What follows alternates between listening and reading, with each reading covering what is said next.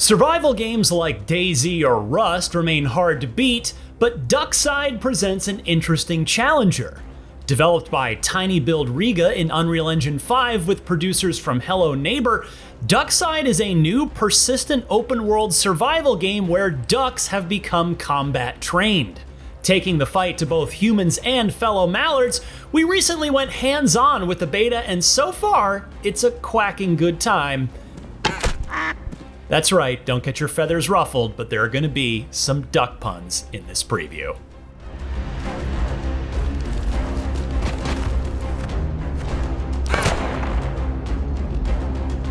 Hilariously, Duckside doesn't even attempt to justify its unusual premise.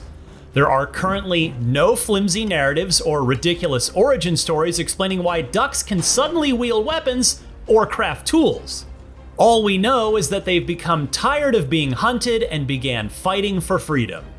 Unfortunately, these new birds of prey can't shake those territorial instincts between each other.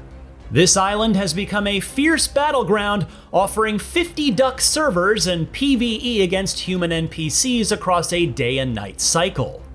Using ducks over humans provides unique perks, and the flight mechanics feel great. Some issues with draw distance are noticeable, though Tiny Build confirmed this will be addressed as development progresses.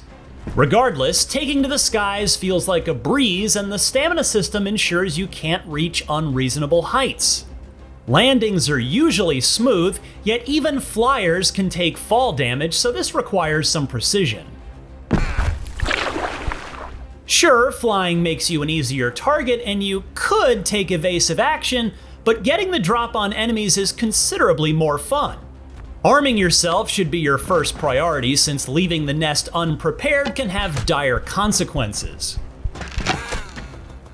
Crude options like a crossbow work in a pinch, though a duck wielding a sawed-off shotgun is frankly unnerving.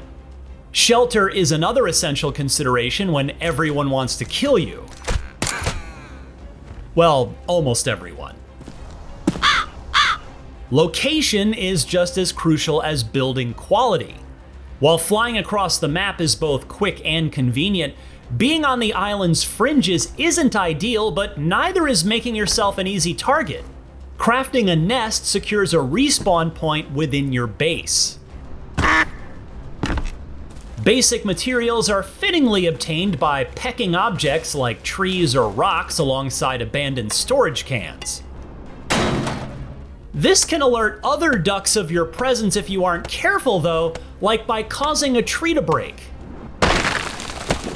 Key items can be obtained by raiding human outposts like the port area or an abandoned swimming pool, a risky proposition that feels suitably rewarding when you succeed. If you get complacent, well, as the old saying goes, duck around and find out. Sorry. Since intruders could storm your base at any point, keeping these materials hidden is essential for long-term survival. Dying empties your existing inventory. Of course, you can't stay hidden forever like a lonely duckling. Fortune favors the bold, and Duckside does well to stop you from becoming too comfortable. Alongside a hunger meter, bases eventually deteriorate, though they can be upgraded for increased longevity. Using a persistent server means anything you have could be gone when you next return. Some might scream foul play, though it's a welcome challenge. Getting too greedy could turn you into someone else's golden goose, so put those materials to good use while you have them.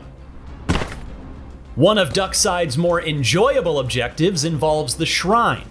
You can initiate a sacrifice using white feathers collected by killing other ducks, or by offering hunter's licenses obtained from humans. Though we never saw this directly, that creates a parachute airdrop filled with supplies that everyone can see across the map, effectively encouraging a risk versus reward situation. You could go it alone, but Duckside's a game best experienced with others. Squatting up and working towards a loosely defined common goal, likely involving resource gathering and raiding someone's base, is highly entertaining. It's a hilarious take on open world survival, and Duckside has serious teeth. Even though it's an early bird, Duckside shows considerable potential, and while a release date remains unconfirmed, you can jump into the open beta exclusively on Steam today. Sorry again. Ho ho, very funny. For more on the latest upcoming video games, check out our recent previews of Elden Ring Shadow of the Erdtree and Dragon is Dead. And for everything else in the world of video games, stick with IGN.